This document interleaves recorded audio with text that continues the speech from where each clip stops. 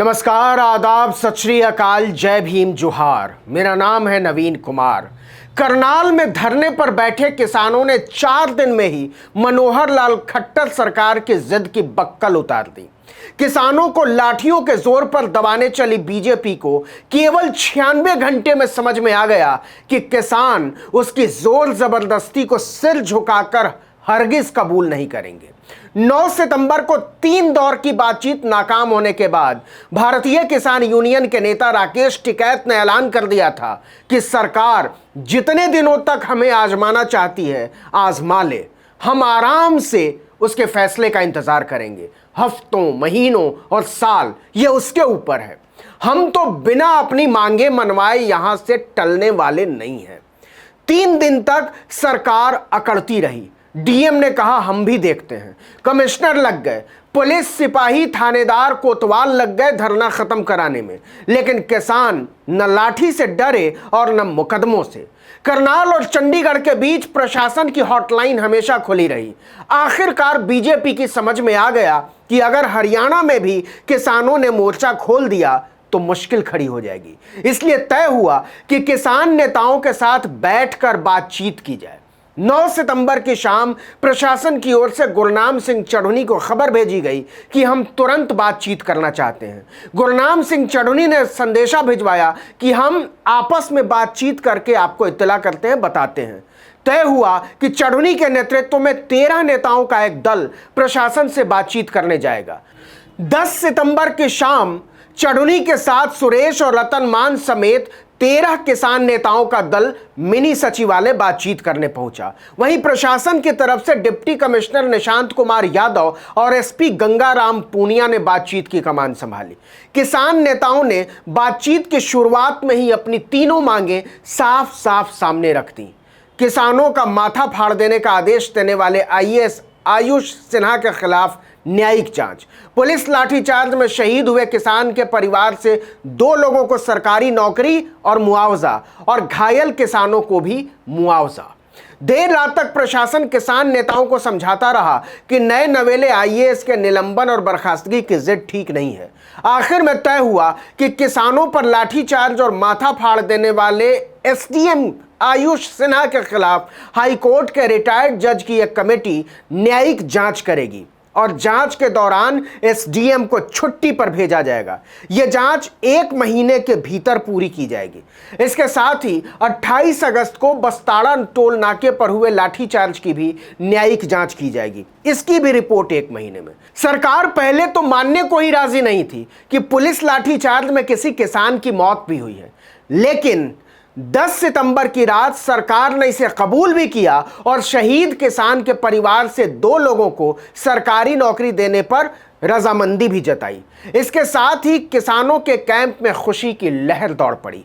इसके साथ ही 11 सितंबर को होने वाली नेताओं की बैठक को रद्द कर दिया गया क्योंकि बातचीत आगे बढ़ रही थी और इंतजार करने का फैसला किया गया। लेकिन प्रशासन चाहता था और किसान नेता भी चाहते थे कि सभी सहमति और आंदोलन वापस लेने का औपचारिक ऐलान करें। किसान नेता भी चाहते थे कि मांगों के माने जाने को प्रशासन सार्वजनिक तौर पर सामने रखे, जिससे बाद में वो मुकरे नहीं। 11 सितंबर की दोपहर प्रशासन और किसान नेताओं की एक संयुक्त प्रेस कॉन्फ्रेंस बुलाई गई।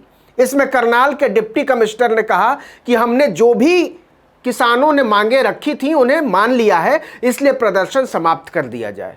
वहीं गुरनाम सिंह चढ़ुनी ने कहा कि हमने 3 मांगे सामने रखी थी, तीनों को मान लिया गया है, इसलिए मिनी सचिवालय पर बैठे हुए किसान अब वापस लौट जाएं।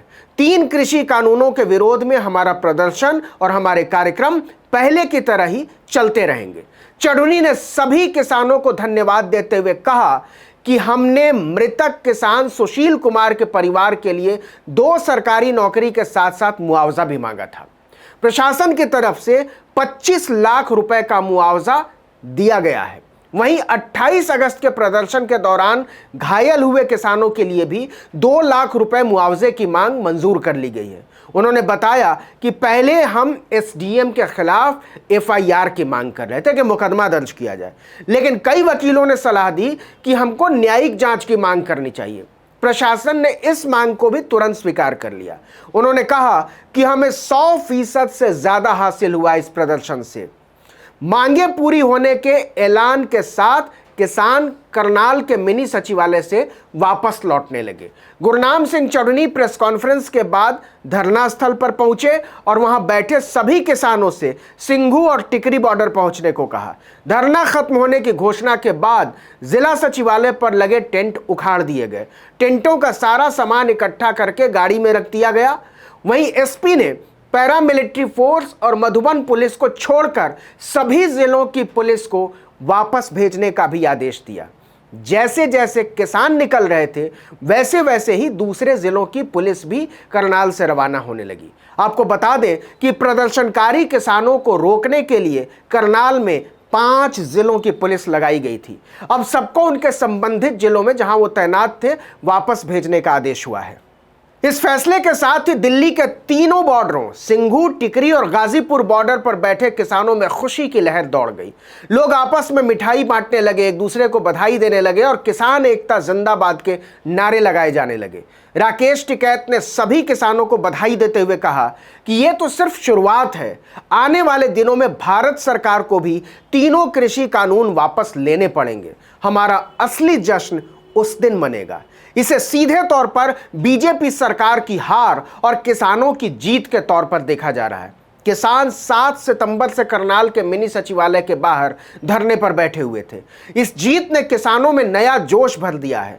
मुजफ्फरनगर की विशाल महापंचायत के बाद से किसानों का उत्साह वैसे भी आसमान पर है। देश भर में उनके समर्थन में आवाजें उठ रही हैं। माना जा रहा है कि करनाल की जीत से जोश में आए किसान अब और ताकत के साथ 3 कृषि कानूनों के खिलाफ गोलबंद होंगे, अपने आंदोलन को तेज करेंगे। टिकैत ने साफ साफ कहा है कि जब तक तीनों कानून वापस नहीं हो जाते तब तक वो अपने गांव सिसौली तो क्या, मुजफ्फरनगर की जमीन तक पर पैर नहीं रखेंगे। लेकिन बीजेपी को सबसे ज्यादा परेशान कर रही है ये बात कि चुनावी साल में टिकैत ने यूपी से योगी आदित्यनाथ की सरकार को उखाड़ फेंकने की कसम खा ली है। वो कह रहे हैं कि इसके लिए वो चुनाव के दौरान पूरे उत्तर प्रदेश का दौरा करेंगे और बीजेपी को हराने की अपील करेंगे। पश्चिमी उत्तर प्रदेश में तो किसान बीजेपी के नेताओं को गांवों में घुसने तक नहीं दे रहे हैं। आपने तस्वीरें भी देखी होंगी। इस इलाके की लगभग 120 में से कोई 100 सीटों पर पिछले विधानसभा चुनाव में बीजेपी ने जीत दर्ज की थी। इस बार अगर बीजेपी के हाथ से पश्चिमी यूपी निकला तो लखनऊ का उसका सपना टूटकर बिखर सकता है और यूपी हाथ से निकलने का सीधा मतलब होगा मोदी योगी का जलवा खत्म। लेकिन क्या यह इतना आसान होगा? राकेश टिकैत कहते हैं ये होकर रहेगा।